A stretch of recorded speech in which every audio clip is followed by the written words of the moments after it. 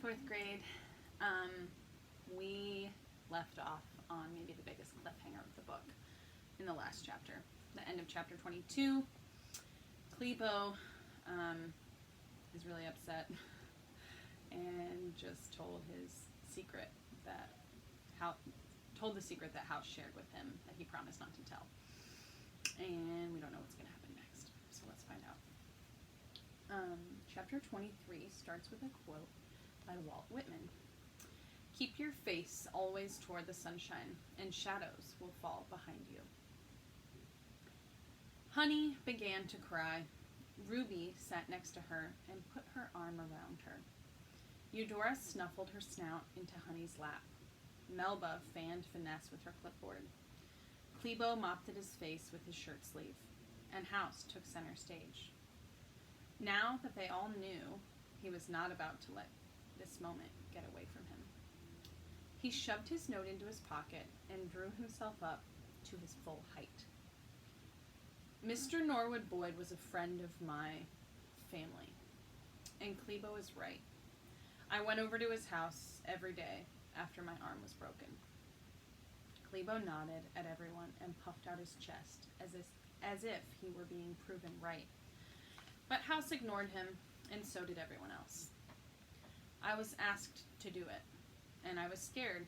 I knew all the stories, but it wasn't like that.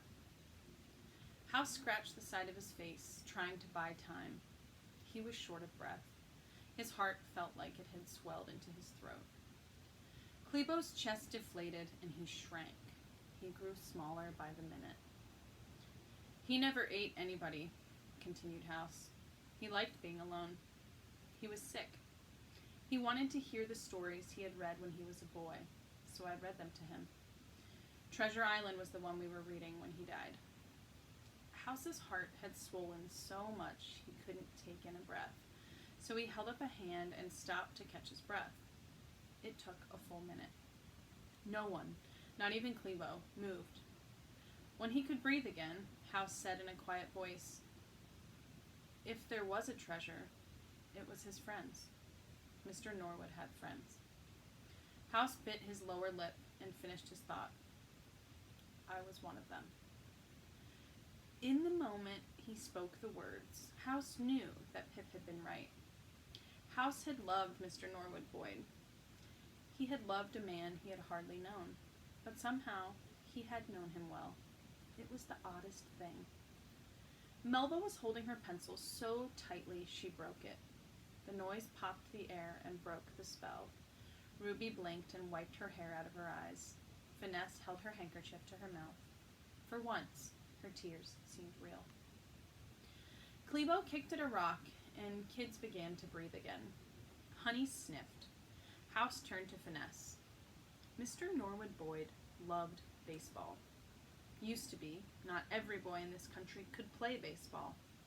Ask your great-granddaddy about it, and put that in your history of Aurora County, your American history, Francis. He was done. All those words. Wow. That's the end of chapter 23. I'm definitely going to read another one because that was way too short to stop for the day. But you guys, that was a really surprising chapter for me anyway. Seeing House handle Klebo's attack so maturely and so calmly, I think it goes with his character, and it goes with what we know about House. I just think if I was in House's shoes in that moment, I would not have been able to respond so calmly and relaxed. To have your best friend betray you the way that Klebo betrayed House, and then to just keep your cool, that's really hard to do. And yeah, I'm just wondering right now what all the kids are thinking. House didn't deny what Klebo said. He admitted it. He said, yeah, I hung out with him. I spent time with him. And this is the kind of person that he was. I just think this chapter is a really, really important one. So I'm just sort of sitting in this moment at the end of it, taking it all in. Yeah. Okay. Let's see what happens next. Chapter 24. This chapter starts with a quote by Joe DiMaggio, the center fielder of the New York Yankees. "There is always some kid who may be seeing me for the first or last time. I owe him my best." Okay, here we go. "I don't know you no more," said Klebo. He spit into the dirt. "Yes, you do," said House. He looked Klebo square in the face. "I'm somebody who keeps his word." Klebo sat down with a thump. Finesse recovered quickly. She lifted her veil, dabbed at her eyes, and cleared her throat. "That's an inspiring speech, House Jackson," she said. "I'm sure that if we could play a real baseball game, we would." "Well, I'm playing ball," announced Ruby, rising to her feet. She looked at House with admiration. A little breeze blew through the crowd. "Me too," said every other kid in the crowd, as everyone stood up and faced Finesse. Melba Jane looked horrified and nauseous. House blinked at the mutiny happening in front of his eyes. "What about our plans from this morning?" Finesse asked. "What about the Sawmill Samba we worked on? What about the Pine Lake Prance and the Silvery Moon Skit?" But kids were solidly behind House. Klebo had lost. So had Finesse. Defeat crossed her face, and when it did, House saw a glimmer of something sadder than sad underneath it. But Finesse pulled herself together. She inhaled deeply and arched an eyebrow. "Mais ami, must we vote then?" "Wait," said House. Mamas or no mamas, Finesse was about to vote herself out of a job. But Finesse would not wait.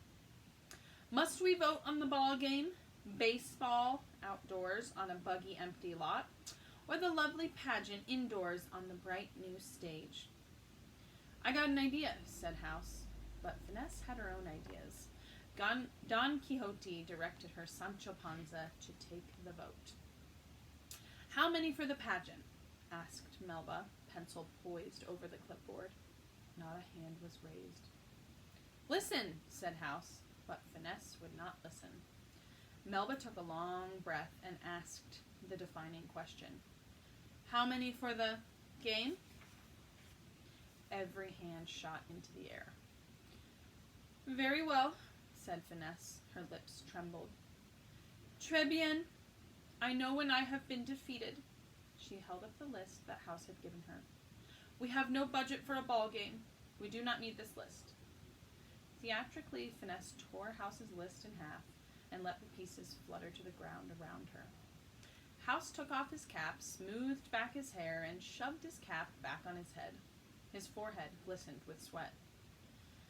"Mais ami," said Finesse, "you could have had my expertise. You should have seen my contributions to theater at the Lanyard School last year. Oh, what a production we could have had. But I will not be a party to this mockery of our wonderful American pageant. If you all choose a baseball game as your pageant, so be it. It will not include moi. And so, mes amis, I tender you my adieu." Finesse snatched off her feathered hat and veil. Her eyes were volcanic. She slapped the headgear at Melba, who bobbled the feathers in the veil along with her clipboard. "Here are my last words, mes amis," spit Finesse. "I quit. Je quit." She stamped away just as House grabbed her arm. "Wait!" She flung his arm away from her. "Who do you think you are, House Jackson, and why do you need to torture me?" "What are you talking about?" "I know you hate me." "I do not." "Yes, you do. Say it." "Say what? That you broke my elbow?" "Okay, you broke my elbow. In 2 places. Bad." Finesse wailed as if she were in a confessional. "I know I broke your arm. I know you couldn't play ball. I know you were upset." "Upset doesn't begin to cover it." "And now you've turned everyone against me." "You've done that yourself with your crazy ways, Francis. You dress like a Gooneyberg and you act like a nut." He shocked his own self. He was a boy of few words who had become a fountain of verbosity. "Nobody wants to be in your stupid pageant. It's a big joke. We're only here because we have to be. Why don't you go back to Jackson and your prestigious Lanyard School and leave us alone?" Melba wore a look of shock on her face. Every single kid was transfixed. Finenne's mascara began to streak down her face along with her tears. I agree that Mr. Norwood Boyd was a great man, she said. She wiped her mascara to either side of her cheeks with her fingers. And you're not. You don't have the faintest idea about what really matters. She addressed the rest of the crowd. None of you do. She stalked across the empty field toward Main Street. Melba raced after her, feathers bouncing against the dirt and stirring up dust. Whew! What a chapter. Oh my goodness. Okay, so, wow, sounds like Finesse has quit. Frances Finesse, whatever we want to call her, is super upset that no one really wants to be in her pageant, and now she's had to face the fact that everyone would rather play in the baseball game. House was trying to get her to not do that, but she kind of went on ahead. And then House did end up saying something really mean to her about nobody wants to be in your stupid pageant, it's a big joke. We're only here because we have to be. Why don't you go back to Jackson and your prestigious lanyard school and leave us alone? So, yeah, at first House was kind of trying to help, and then, then he said that. So, things feel very tense. House and Clebo are not on good terms. Frances and House are not on good terms. This is a moment in the story where the action and the tension is peaked.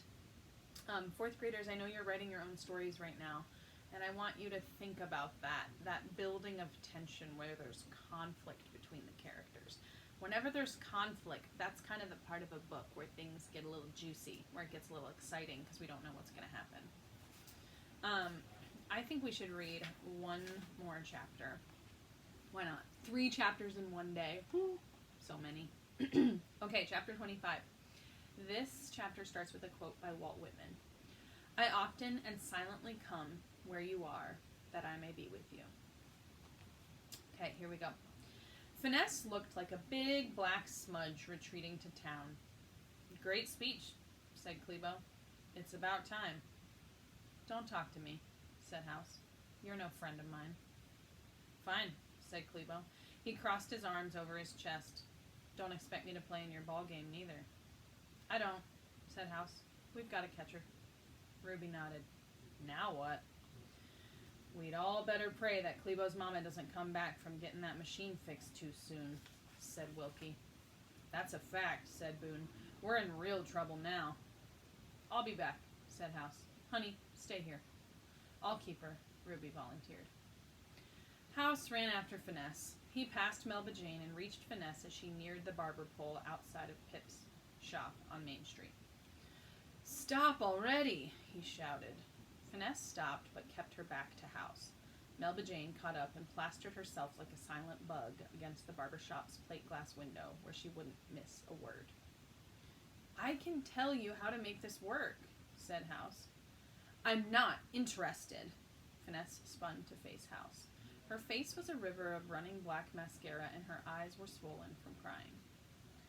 Girls at the Lanyard School tried to tell me how to make things work too, she hiccuped into her handkerchief. I was the best Emily Webb in the history of the Lanyard School's annual production of Thornton Wilder's Our Town.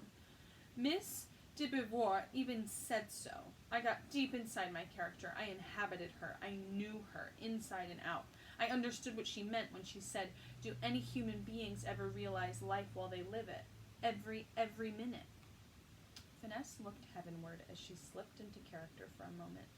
Then she hid her face in her hands and sobbed.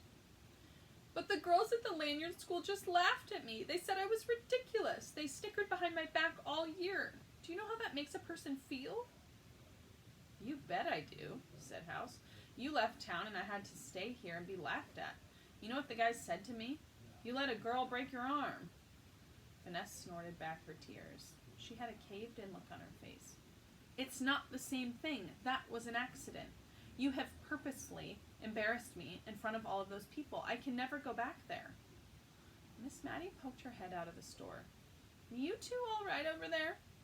Yes'm, said House. Finesse waved her Snowburger's handkerchief. You did it on purpose, said Finesse. House watched his shadow slide over the sidewalk. I didn't mean the half of it. Yes, you did, Finesse sniffed. So did the girls at the lanyard school. She blew her nose. A bee hummed between them and buzzed off, looking for a flower. House tried to think of something to say. All that would come out was, we need you. Finesse blinked through her tears. Look, said House, the mamas will skin us alive if we don't have a pageant. And the team, well, we have to play our game. That's all there is to it. We just do. And you yourself said that we're meant to honor baseball. You said Dr. Dan loves baseball. So did Mr. Norwood. You could direct the play right there on the ball field. There will be plenty of other times to use the stage. We could play some and dance some. I can't do the play stuff. You need to do it. He took off his hat and scratched his head. And somebody needs to teach Honey how to tap dance. Finesse sniffed. She wiped her eyes with her Snowburger's handkerchief. I'm sorry about what I said House. I'm real sorry about it. Finesse took a deep breath. She looked House in the eye. I'm sorry about your arm. His impulse was to say, that's okay, because that's what you said at a time like this. But it wasn't okay. But it was what it was. He thought about Pip's words. I know you are. You could be a good actor, said Finesse. I'm a pitcher, said House. I know you are. Finesse fidgeted. I tried to say I was sorry last year. I brought you a box of baseball cards. It was you? Finesse nodded and dabbed at her eyes. I knew you wouldn't talk to me, so I just left them on the porch. Poppy said you'd appreciate the gesture, that it would give you some comfort. House nodded. He'd met Sandy Koufax through Finesse. Unbelievable. I don't hate you, he said. I don't hate you either. Finesse swiped at imaginary dust on her black dress. So will you do it? Asked House. Melba coughed politely. Finesse took notice of her for the first time. Without a word, she took her veil and hat with feathers from Melba. As she affixed them to her head, she said without too much conviction, My uncle, who is paying for our stage and our production, is expecting a play on his stage. Mixing a brutish sport with a fine art is just not done. It's not professional. Aurora County citizens will not stand for it. But she was intrigued. House could tell. It's a compromise, said House. We each get some of what we want.